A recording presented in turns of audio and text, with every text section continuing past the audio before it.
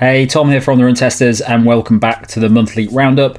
This is the video where we go through all the things that we've been testing over the past few weeks that we haven't been able to talk about in other videos and we think are good. So let's dive in and see what we've picked in this month's roundup.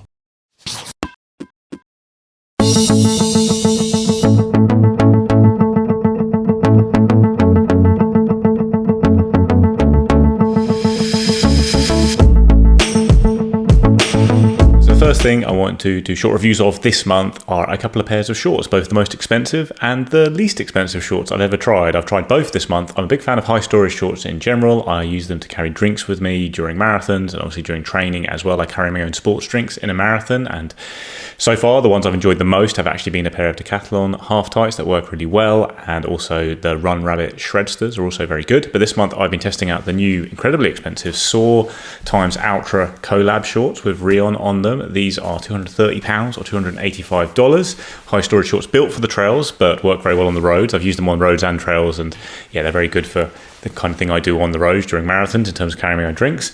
And then I went on to Aliexpress and got myself a pair of shorts for £5.77. That price does fluctuate. I think they're up to about £11. I mean, the name's not that important. I think they're the Queshark Pro Sportswear shorts, something like that. There's obviously a lot of very similar bits of clothing on Aliexpress, and I got these as a very cheap pair to also use this month. I've done runs of over 30k in both these pairs of shorts to test them out during my marathon training, carrying drinks. I've raced to 10k in the Soar shorts as well as part of that 30k run. Now, comes to the Aliexpress stuff, obviously it's a different shopping experience, and its supply chain is pretty questionable, I think it's fair to say, and you've also not got anything like customer service and that kind of thing with them, but you do get a pair of shorts that are entirely functional. You've got pockets all the way around here, big pockets at the front and on the sides, a zip pocket on the back. You've got two pockets on the side as well to drop in a phone or that kind of thing. So you are getting loads and loads of storage, and I've gone through long runs in them pretty happily. Got a little bit of chafing on the 30k run, not too much. I will say in general I don't get a lot of chafing, so I don't want to praise them too highly on that front because I don't tend to have that problem too much. And if you are someone who struggles with it a lot, maybe this won't be the best choice for you. They are quite a thick material. They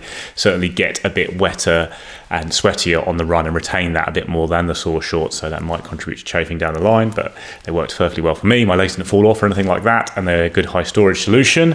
And then the Soar shorts, a lot thinner, a lot lighter, a lot nicer to wear, a lot more comfortable, as you'd expect. Got this Rion on them, which is designed to, I think, minimize muscle oscillation and reduce fatigue that way. I did race very well in them. I will say my legs felt pretty good the next day, but that could just be the state of fitness I'm in. Again, you've got a big pocket at the front, two big pockets at the side. The side pockets on both these and the Quesark shorts, whatever it is, can take a 250ml soft flask. I carry 3 of those in a marathon usually, so that's quite handy. You've got a zip pocket on the back, and they are more built for the trails. Obviously, this collaboration with Altra, you've got these toggles on the back here, so you can use them to stash poles or a jacket or that kind of thing. I probably won't use those too much, but the pocket system does work well for me, and you are getting a big upgrade in terms of materials, and they certainly felt very good on the run. I certainly prefer running in the Soar shorts, but the price you're paying here is is very high, and I think probably it's really a happy medium between these two shorts is where you're going to find probably the best value all round. Things like the Rabbit Shredsters, which I think are about £55 but are in sales fairly regularly, and the Decathlon shorts, when they're available, they're half tights, they're really good as well. But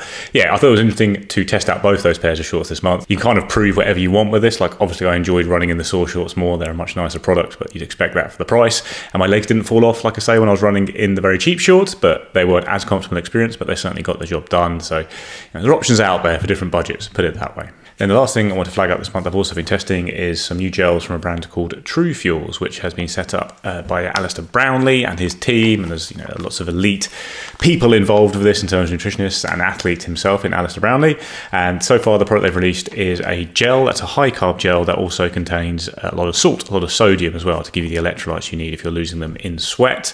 It's a 40 gram of carb gel, as you can see, it's quite a lot, and then you can get the amount of sodium to either be 1 gram, which is the high salt one, or 0.25 of a gram, which is the lower salt one, but still plenty of salt. And they taste salty, that's for sure, when you take these gels. They've got a pretty inoffensive, neutral flavour overall, but yeah, you can definitely taste the salt in them. I used them to fuel the entirety of a double workout day the other day, using one before each workout. I don't think I needed one during because they were fairly short both workouts, and yeah, pretty solid gels. You're getting a lot of energy here. They were pretty easy on the stomach for me. You're getting those salts, which at this time of year in the UK, it is a bit hotter and muggier here in the UK at the moment, so it's a nice little extra to have. Obviously, our other gels with electrolytes in them, I'm not sure I've come across one that's as high carb with such a high amount of salt. It's quite a handy on-the-go option. You can have them just as gels, sipping them. They've got a fairly fluid texture, actually. I was able just to sip one over the course of kind of 5-10 minutes before a workout quite happily, or you can dilute them in water and use them as more of a drink. I don't think there's anything particularly special about these gels, I would say, apart from that, you're getting quite a convenient salt and carbohydrates solution in one. I think it's probably more geared at very, very long distance athletes like ultramarathons or,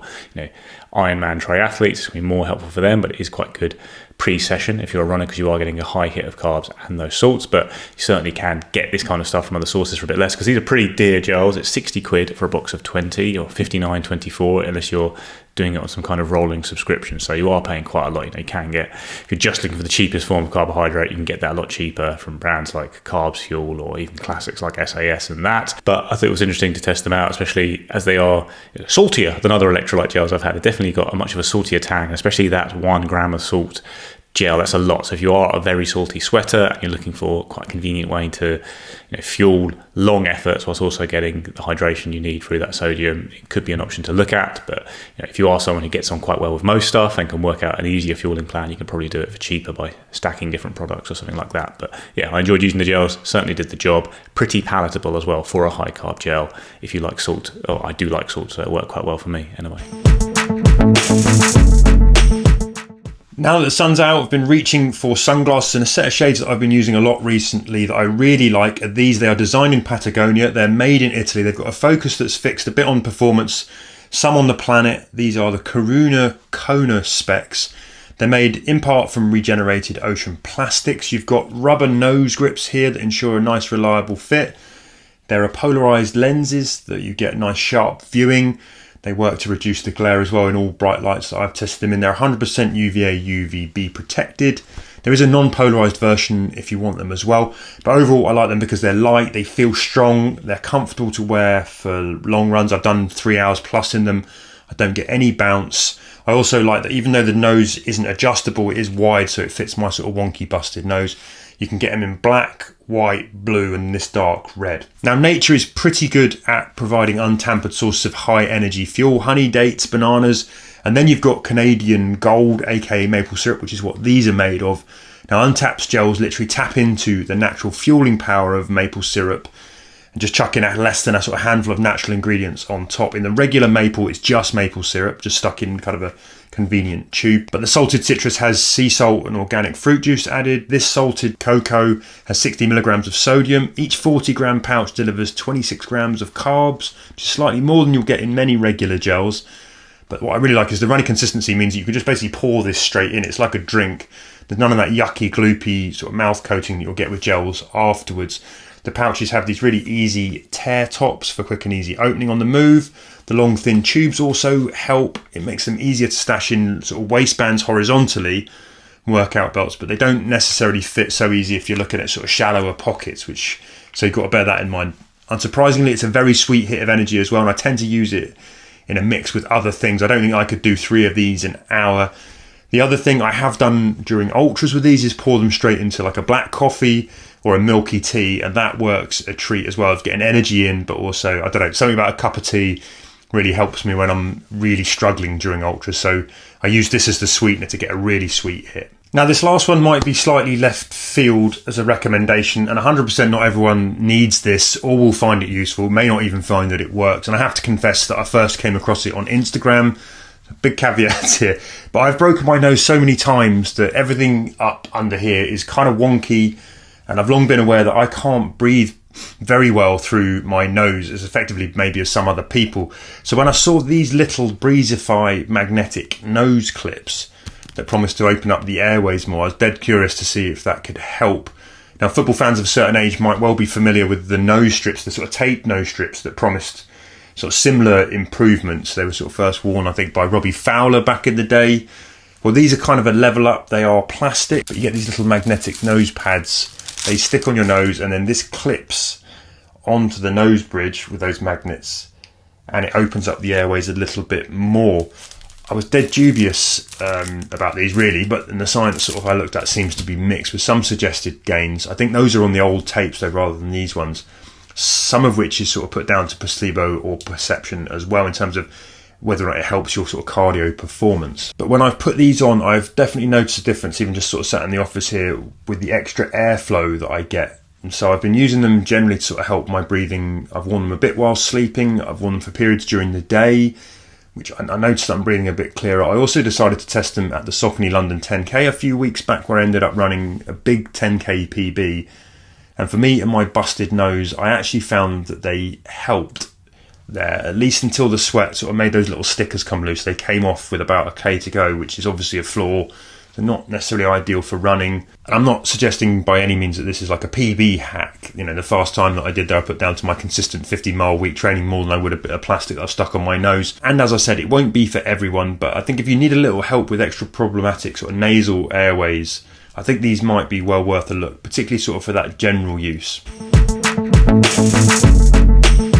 Okay, my first pick this month is a very simple one. It's running socks, and it's from Runderwear. So if you're in the UK, I know they're available in other countries as well, but they're quite a big brand in the UK when it comes to running socks and various other accessories.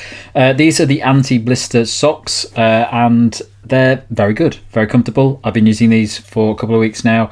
They're a fairly mid-level thickness sock, which I think is something that's quite common when you've got anti-blister socks, because you have extra padding to stop the rubbing, and they're just very comfortable. They fit very nicely. These are sort of the high, go up fairly high on the calf, and they are just a good solid pair of socks. I don't normally get blisters, so I definitely get blisters while wearing these, but they fit very nicely in my shoes, very comfortable. The only thing I don't like about them is that I've got the white versions, and I know I'm going to ruin these very, very quickly.